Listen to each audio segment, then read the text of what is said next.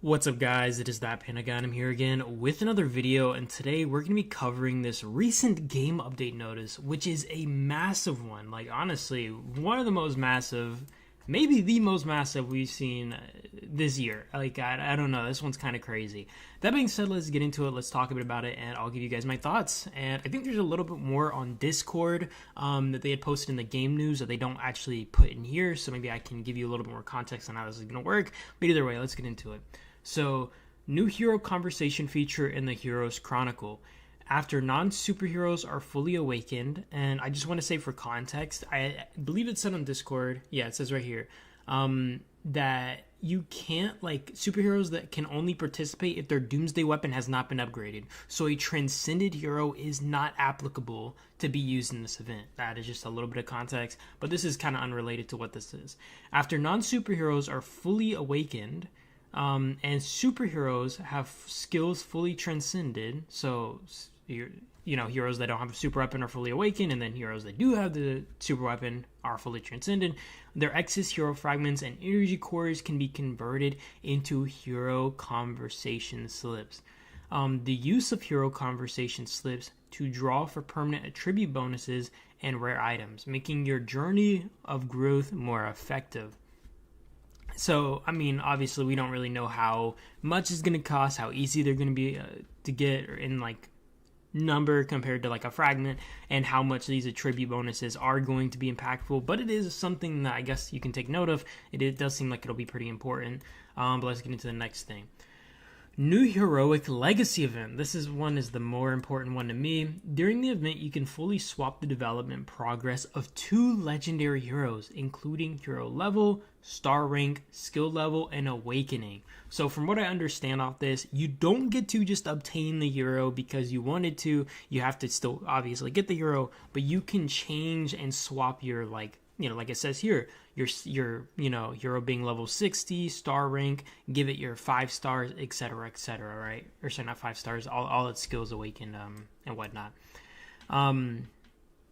Superheroes can only participate if their Doomsday weapon has not been upgraded. So your weapon on the, if you want to, like, put your stuff from, like, Peter into Boyd, for example, right? Your super weapon can't be upgraded at all. I'm wondering if this means that you can't transcend it. Like, you can upgrade the super weapon itself and you just can't skill it. But I'm assuming you just can't upgrade the weapon at all or obtain the weapon at all, and maybe you have to wait.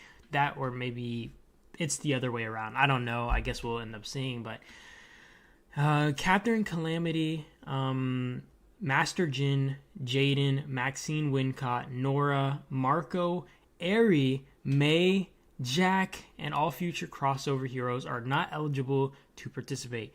Obviously, Catherine and, like, Jin makes sense because you get them from VIP and whatnot, right? You can't obtain these fragments any other way. You can't use universal fragments on them. So transferring their fragments over into a hero and then never being able to upgrade them again is kind of stupid. So I kind of understand that. Jaden, Maxine, and them, I believe these are maybe because you can obtain the hero fragments from certain events or something, and you're not supposed to skill them otherwise. I don't really know.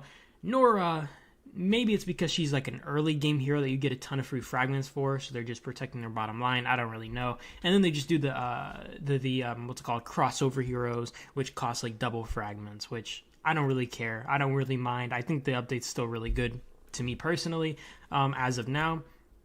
So I actually don't mind this whole feature, all these heroes being added. I think we saw plenty of heroes to use. Like, in my case, Peter Curlin, guys.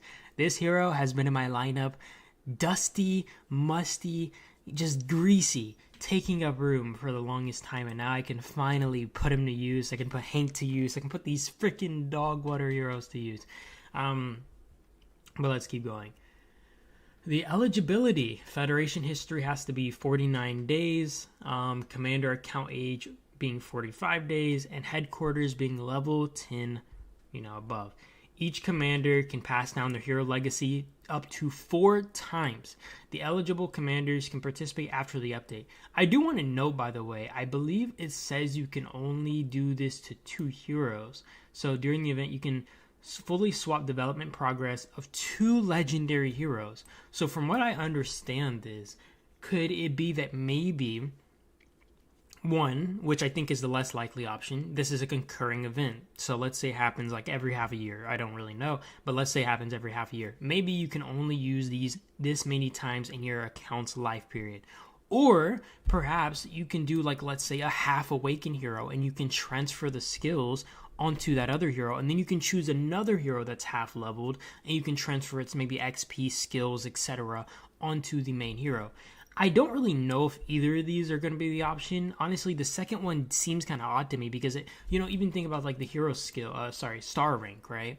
How would you transfer a hero? Maybe let's say you have 2 heroes with 3 stars. How would you exactly transfer? How would that count towards a hero, right? Would that just instantly get 4 stars? I don't really know. It's pretty vague, pretty hard to guess on this part. But it does say you have 4 transfers available, but you can only do it to 2 like actual heroes, right? So it's interesting, if you can like use multiple chances on skilling up a single hero. And let's continue. Archipelago Raid and Genesis War optimizations added individual battle participation preference. Commanders who choose not to participate will not be included in the battlefield name list or strength calculation for matchmaking. Make the Alliance War management more flexible. So basically, this is just like Island Raid, where you can select your members. You can choose to just say, hey, I'm not interested in, right here, right? You can turn off your battle thing. So then when it goes onto the registration screen, it instantly doesn't register you for Island Raid, right? Plus, it'll just show as resting for your leader. So it'll just kind of indicate, hey, I'm not trying to participate. And maybe get that fixed if you if you want to participate. And let's keep going. Added Alliance Coalition mechanism, enhancing Alliance cooperation and strategic planning. I think this one is probably the best. From what I understand, it's kind of like how you get coalitions in Archipelago Raid. I do wonder if this is going to apply to Archipelago Raid, because the thing is, I wonder if the whole Legion has to vote, right? Or does each alliance in the Legion have to say, hey, mark these guys as orange, right? And orange basically means that they're your ally, right? It's kind of like an Island Raid or even Archipelago Raid after you form factions where you have an ally, right? I do wonder if that's how this is going to work, and I wonder how that's going to work with coalitions. But I think overall it's a really nice addition, because sometimes we'll crossfire, right? Or sometimes we just can't fight with our allies. Like even today, I believe they were coming down for some of our chainsaw zombies, right? And some people were getting hit by crossfire on the field, and it just created a whole buzz. A lot of people were upset, And it's just so stupid, but with this kind of addition, it's going to be fixable, and it's going to be, much more manageable, and it's not going to create as much conflict, even during Genesis War, right? Being able to cooperate with your ally, maybe gather up if you're having to face like a stronger enemy perchance, right?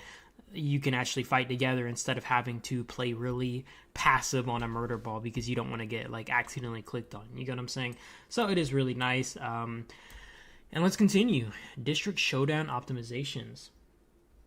Added claim all feature for silver dice granted to Alliance members from the Mysterious Merchant pack purchases, and the silver dice storage limit has been increased to 1,000. So I understand why this is. If you guys don't understand, it's because there's so many mergers that happen with the dice event, and people have to claim hundreds of dice in the top mergers, because if you guys don't understand the premise, everybody who joins these mergers are required to buy a minimum certain amount of packs, right? And these packs can, maybe grant, for example, every $20 you spend on these packs is like a 1 dice per member. So if everybody in the alliance is buying this, that's 180 players times so and so many packs required by the alliance. And then basically you're able to get hundreds of normal dice, and then you have to go through and claim them one by one. So I had to set up an auto clicker in my case when I wanted to claim them all. But yeah, let's keep going. This is a nice feature, I suppose, for all these mergers. Added preferred settings for mass deploy. After setting your preferred save will be selected by default during mass deployment. for easier operation. This is actually really nice because you always have to go and click 1, 2, 3, yada, yada, yada. And now you can just say, hey, this is my preferred lineup. So the second you go to mass deploy, you don't have to go and click the number 1, click the number 2. You can instantly just deploy your preferred lineup. And this will also help with all the people who send out like Jaden and Maxine and stuff, because they just click mass deploy and they don't actually like go and sometimes this very rarely happens to me, maybe twice a month, right? Or sorry, once every 2 months. But I'll think I've clicked like number 1, and then I realize that I have freaking random heroes on the field, and I'm like, what the heck? And then my mass deploy just messed up because I didn't click the like number, and I thought I did. You know what I mean? So it is really convenient, really helpful, just a quality of life feature. Overall, this update's really good so far. Number 6, optimized Alliance Vault gold distribution. Added date filtering, player filtering, and distribution shortcuts for efficiency. Not sure how this is going to work, but we'll see. Just sounds like another quality of life feature, so I cannot complain. And then here, smithing at the armory now supports automatic forging. You can now tab details, but basically, you're going to be able to just forge without having to click. And the worst part about forging is you literally have to click, wait for the thing to pop up, then you have to click again to get the freaking new weapon off your screen, click to forge another item, and then when you have so much alloy to forge items, it just takes forever. Like, I even set up like a macro to forge for me because I was just so done with it. But overall, this is one of the best updates I've seen in a while. I have really no complaints about this one, to be honest. I think people would love to swap over their fragments from their useless heroes onto their very new and important heroes, including even my alternate accounts that I constantly use for events in like my smaller alliance, for example. So that is amazing. I'm looking forward to this update overall. I wonder what you guys think about this. You guys let me know what you guys think, though. I do appreciate you guys for watching. As always, I hope you guys got something out of this. Maybe you guys agree with some of my sentiments here. But yeah, update on the 18th, and yeah, I look forward to it. I hope you guys do too, and I will see you guys in the next one. That is about it, and peace out.